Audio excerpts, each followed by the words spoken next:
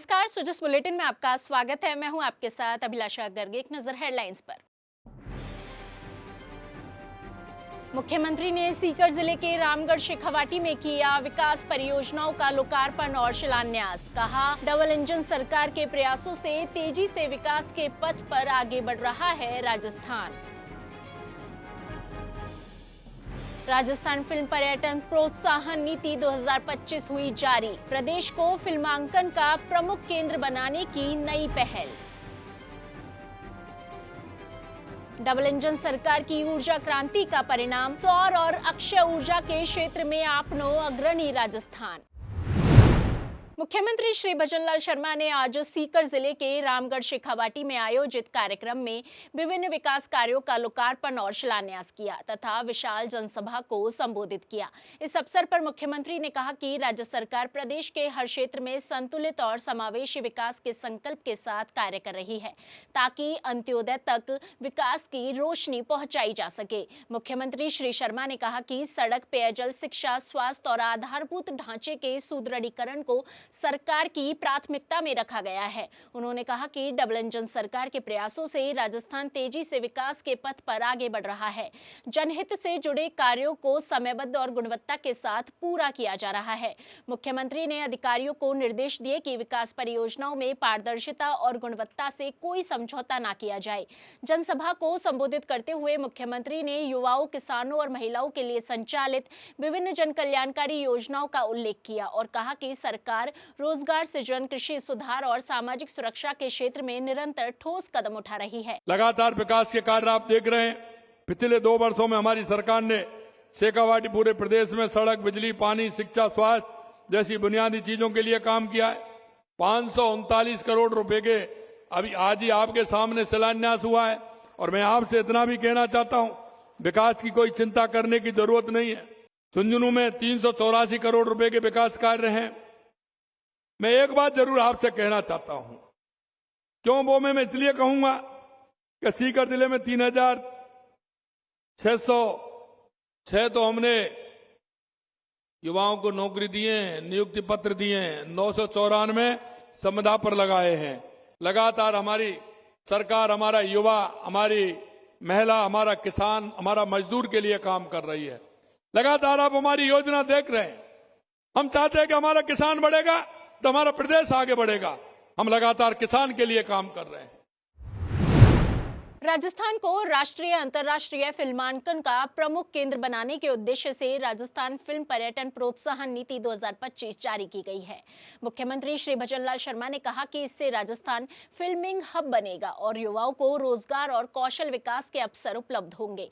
उप मुख्यमंत्री और पर्यटन मंत्री दिया कुमारी ने बताया कि सब्सिडी के साथ प्रशासनिक प्रक्रियाएं सरल की गई है।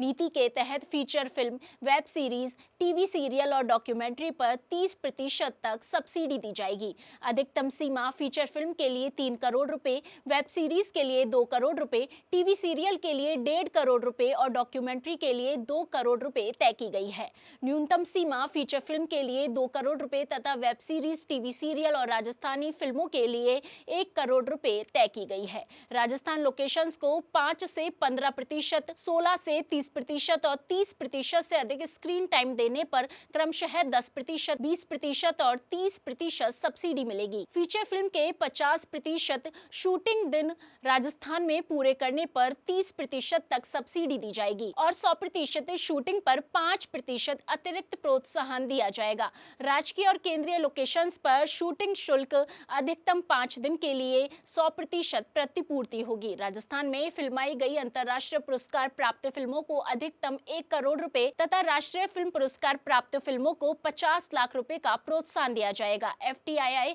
पुणे और SRFTI कोलकाता व NSD दिल्ली में अध्ययनरत राजस्थान के 10 छात्रों को प्रतिवर्ष 100% ट्यूशन फीस, 50,000 रुपए तक और 5,000 रुपए प्रति माह स्टाइपेंड दिया जाएगा।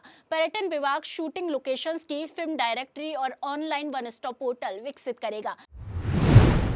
मुख्यमंत्री श्री भजनलाल शर्मा ने कहा है कि डबल इंजन सरकार की ऊर्जा क्रांति के परिणाम स्वरूप राजस्थान ने सौर और अक्षय ऊर्जा उत्पादन में देश में अग्रणी स्थान प्राप्त किया है। मुख्यमंत्री ने बताया कि प्रदेश में सौर पावर परियोजनाओं, पवन ऊर्जा और अन्य अक्षय ऊर्जा स्रोतों के विकास से न केवल ऊर्जा उत्पादन बढ़ा है बल्कि रोजगार और निवेश के अवसर भी सृजित हुए हैं। उन्होंने कहा कि सरकार की यह पहल पर्यावरण संरक्षण के साथ साथ सतत विकास की दिशा में भी महत्वपूर्ण कदम है। राजस्थान नित नए दिन ऊर्जा क्रांति के क्षेत्र में इतिहास रच रहा है। सौर एवं अक्षय ऊर्जा के क्षेत्र में देश का अग्रणी राज्य बनकर उभरा है। ये उपलब्धि सरकार की स्पष्ट लक्ष्य निर्धारण क्षमता और उन्हें पूरा करने की दृढ़ प्रतिबद्धता का प्रमाण है। बीते 2 वर्षों में प्रदेश में ऊर्जा उत्पादन में 28% की ऐतिहासिक वृद्धि दर्ज हुई है। इस दौरान कुल 6,839 मेगावाट की अतिरिक्त क्षमता जोड़ी गई है। प्रदेश को ऊर्जा उत्पादन मामले में आत्मनिर्भर बनाने की दिशा में कदम उठाते हुए 20,000 करोड़ रुपए की लागत से 2,450 मेगावाट क्षमता के सोलर पार्क विकसित किए गए हैं। साथ ही 41 गीगावाट क्षमता की अक्षय ऊर्जा परियोजनाएं भी प्रगति पर हैं। ग्रामीण एवं शहरी क्षेत्रों में निर्बाध बिजली आपूर्ति के लिए 33 केवी के 333 नए सबस्टेशन स्थापित किए गए हैं। संकल्प पत्र में दिए गए वादे के मुताबिक 22 जिलों में दिन के समय किसानों को बिजली उपलब्ध करवाई जा रही है। 2027 तक ये सुविधा सभी जिलों में मिलने लगेगी। आदरणीय प्रधानमंत्री श्री नरेंद्र मोदी जी के मार्गदर्शन में राजस्थान की डबल इंजन सरकार प्रदेश को ऊर्जा क्षेत्र में अग्रणी एवं आत्मनिर्भर बनाने की दिशा में पूरी प्रतिबद्धता के साथ कार्य कर रही है। राजस्थान पेट्रो जोन देश के पेट्रोकेमिकल क्षेत्र में एक प्रमुख औद्योगिक केंद्र के रूप में उभर रहा है। 700 हेक्टेयर क्षेत्र में फैले जोन में मजबूत परिवहन संपर्क, विश्वसनीय कच्चा माल की उपलब्धता और 8 तैयार उपयोग योग्य फैक्ट्री शेड्स है। आरपीजेड में तकनीकी, वस्त्र, रसायन, फार्मास्यूटिकल्स और एपीआई यूनिट्स सहित विनिर्माण और प्रसंस्करण क्षेत्रों में विविध निवेश के अवसर उपलब्ध है। इससे रोजगार सृजन और दीर्घकालिक क्षेत्रीय विकास को बढ़ावा मिलेगा।